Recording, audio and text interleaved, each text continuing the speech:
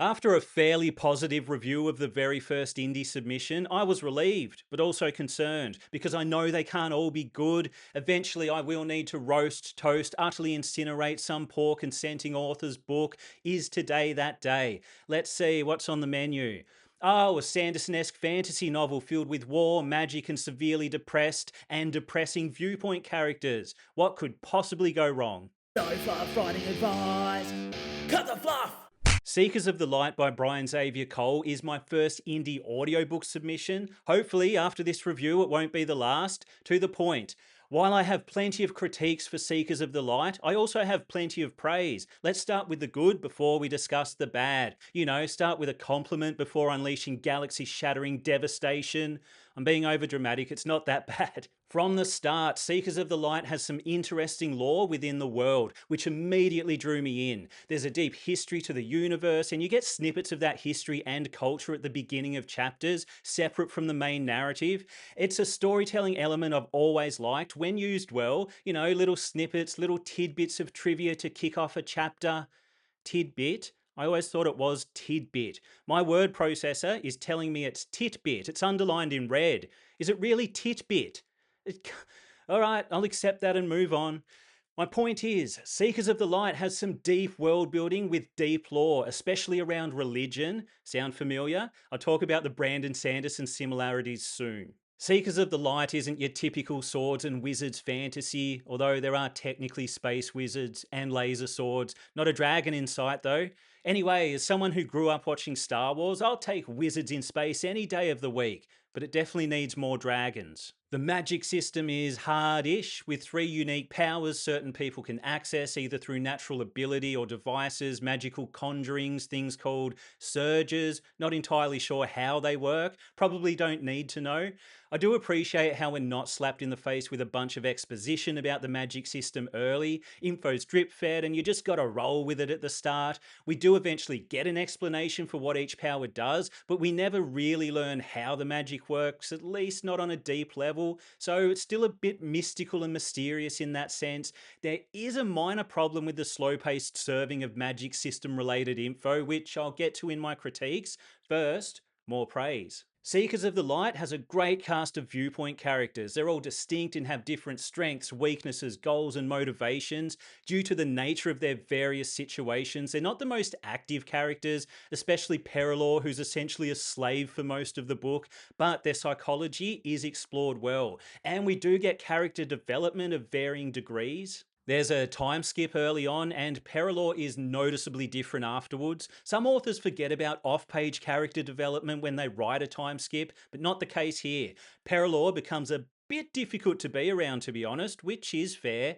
Many, really all of the characters are trapped by unfortunate circumstances, and we get some interesting insights into human nature throughout the narrative. Many, once again, really all of the characters rebel in their own little ways while still essentially submitting to the system. I mean, isn't that life? It's how I operate anyway. I'm totally caught in the stranglehold of the system, but you better believe I'm jaywalking at least once this week. That'll show them. I should also mention the antagonist, Larsh. She's shaping up to be an interesting and complex villain. We get one viewpoint chapter with her, which I don't think was totally necessary, jumping into a character's head for one chapter.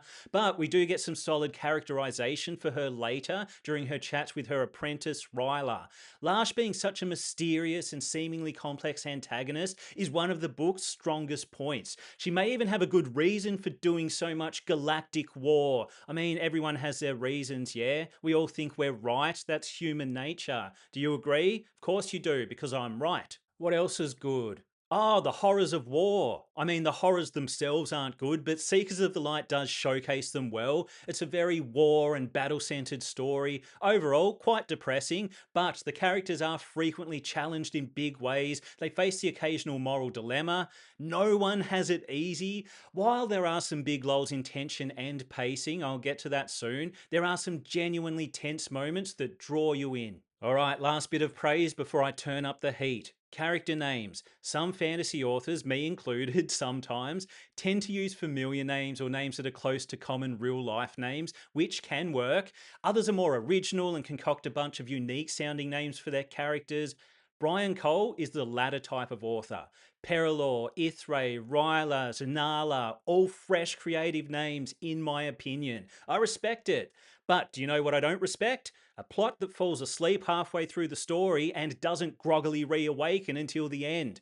Yes, it's time for the critiques. I'll come back to the plot, but first, let's talk Perilor. Deep, interesting, realistic character overall. And this isn't a critique, more of a disclaimer. If you're looking for a jolly tale of fun and laughter, you won't get it here. Seekers of the Light does delve into the horrors of war and the psychological ramifications. Perilor experiences some serious trauma, and as a result, he makes a depressed Kaladin in Stormlight look like a drunk jolly Santa at an end of year Christmas party. He is miserable. Most of the viewpoint characters are miserable, for good reason. I just wanted to mention it because I will talk about the Brandon Sanderson isms in this book, and that's one big divergence. While there is an underlying theme of finding hope in the face of hopelessness, most characters for most of the story are hopeless. It's not a light-hearted tale at all, whereas Sanderson tends to inject a little more joy, triumph, and humour into his stories. Yep, Seekers of the Light is a straight-up depression fest. So, I mentioned the battles earlier. Plenty of those, too many perhaps. Look, I know it's a book set in the middle of a war, but some of the battles seem more like dumping grounds for exposition rather than important plot points. Some are critical to the plot, and there are some tense action scenes that make the most of the magic system, but because the plot does get a little lethargic in the middle, every non essential scene stands out like a broken nose. I was going to say something cruder there, but we'll go with that. The flashbacks don't help the pacing either. Most of them occur during the mid story plot lull, and I'm not sure they're entirely necessary. They do provide interesting background info, but they also detract from the main plot when it's at its most lethargic. Like I said, any unnecessary scenes stick out like a juiced up burner on a battlefield when the plot's dragging its war weary feet. There are big chunks of the story where most of the viewpoint characters don't have any clear goals, which is fine for a while, but they spend a lot of time either being uninterested in doing anything or planning to make a plan before actually making the plan, which they do eventually execute, but it's a lazy Sunday drive through the countryside to get there. While there is plenty of tension, some of the earlier action scenes squander potential tension because we don't know enough about the magic system yet to understand people's limitations. Is there unlimited power? Does it run out? What else can it do? What can't it do? What's even happening?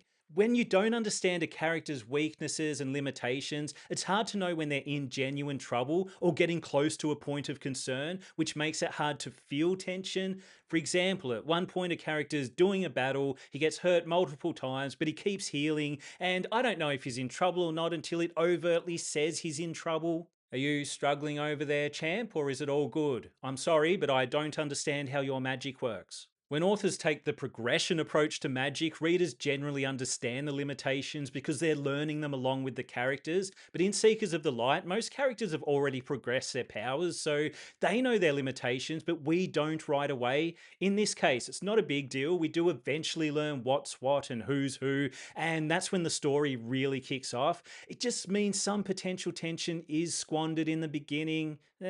There are also a few moments that don't make sense to me. They're hard to discuss without dropping spoilers, just characters start making really dumb decisions at a certain point. For example, there's a thing with cameras that's presented as a big twist or revelation, but I initially assumed not mentioning it earlier was a plot hole. I can't say much more without spoiling it, but when you've got a general on your team, you know, someone smart, presumably a master tactician, silly oversights like that just don't make sense. I mean, you don't even need a general, just anyone with a functioning brain.